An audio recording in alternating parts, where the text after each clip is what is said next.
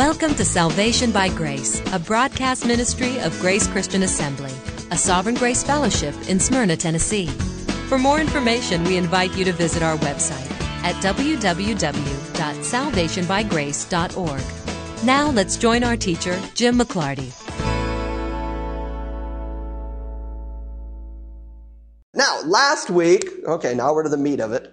Last week we were in Ezekiel 37, and that seems like a good place to jump off because I have been saying for weeks on end that I am going to teach finally, after all this stuff, so that we can plug it into our big overview, that I would teach on the rapture.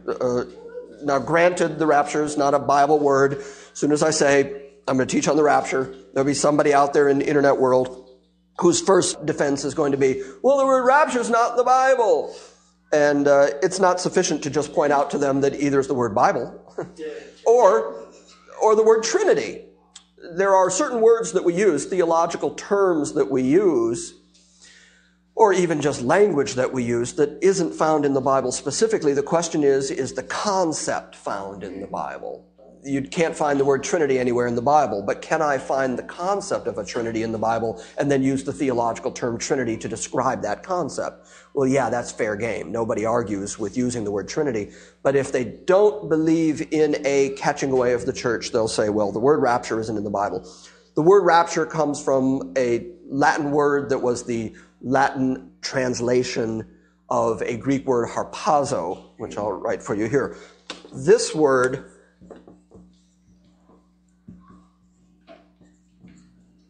harpazo actually means a catching away, a snatching away, to seize with force, is what that word means. And because of the nature of the word, the thing that is doing the seizing is the actor. The thing that is seized is the acted on. Do you get what I mean? Here, I will demonstrate harpazo for you. That's harpazo. The purse that I just took from... We want to see what's in Let's see what's in her purse. That was a purse snatching. Well, the word harpazo was often used to describe that exact thing. If robbers fell on you and seized your goods, the word harpazo was used to say that your goods were seized, snatched, taken away. Harpazo. That's the Greek word. It's exactly what it means. But when I grabbed Carol's purse right there, how much activity did the purse exert? None. No. Who did all the acting? Who had all the power in the relationship between me and the purse? I did. Because I had the power to overwhelm it by force and have it do what I wanted it to do. That's the word harpazo. Now, the word harpazo we're going to be looking at the next couple of weeks, and we're going to see the way that it's used in the Bible. Harpazo, remember, think about it, is a forcible snatching or catching away. And so Paul grabbed that word, which was a very emotive word in the Greek. If you were using the word harpazo, you were talking about something violent that had happened. Someone had seized something that belonged to someone else. There had been a powerful overwhelming of somebody. If you went and took over a city and seized the city by force, harpazo. If you went and snatched something away from somebody, that was harpazo. It was a violent word.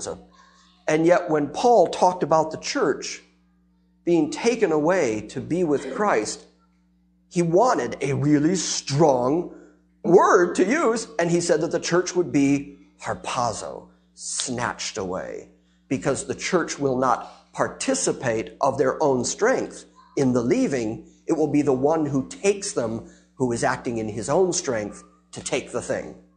You get the picture? That's the way Paul described the taking away of the church.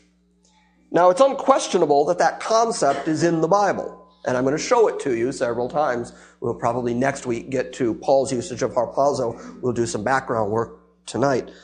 So it's unquestionable that the concept is in there. The debate in the church has been, well, if it does exist, when does it exist? And that's why first I had to take all this time through all these weeks to kind of build a timeline, an overview for you, so that when I say words like Day of the Lord, you go, oh, okay, I kind of got that. I say Daniel's 70th week, you go, okay, I got that. The millennium, you go, oh, okay, good, I got that. So where in that timeline of stuff can we talk about a catching away? I had a pastor one time out in Franklin who knew that I was a pre-mill, pre-trib kind of guy, say to me, well, you know, the problem with your theology, Jim, is you can't find a rapture anywhere in the Bible. And I was stunned.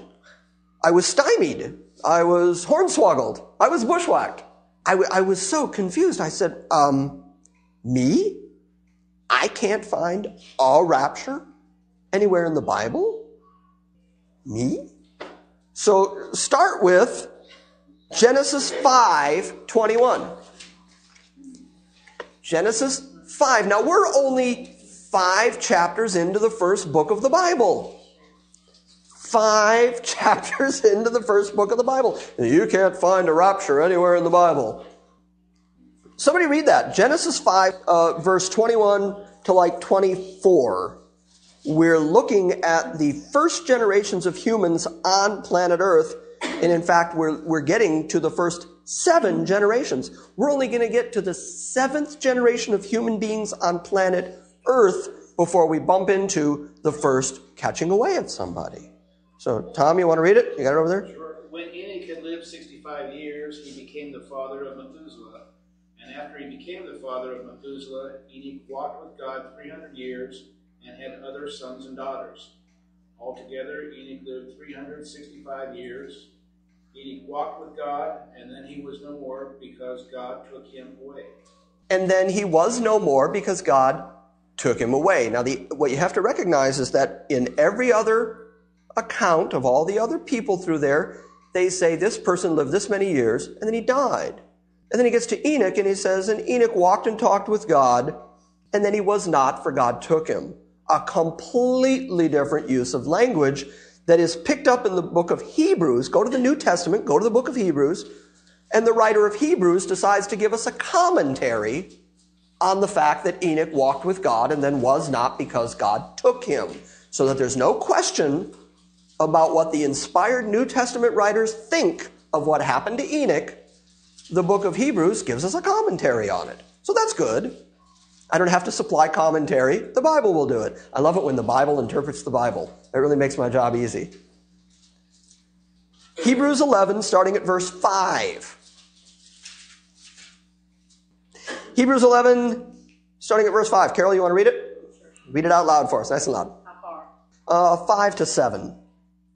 By faith Enoch was translated, that he should not see death. And Don't go any further. Yeah. By faith, Enoch was translated, is the word here, which means he went through a physical change, taken away, and then the commentator in the book of Hebrews says that he should not die, that he should not see death. So there's death, death, death, death, death, death.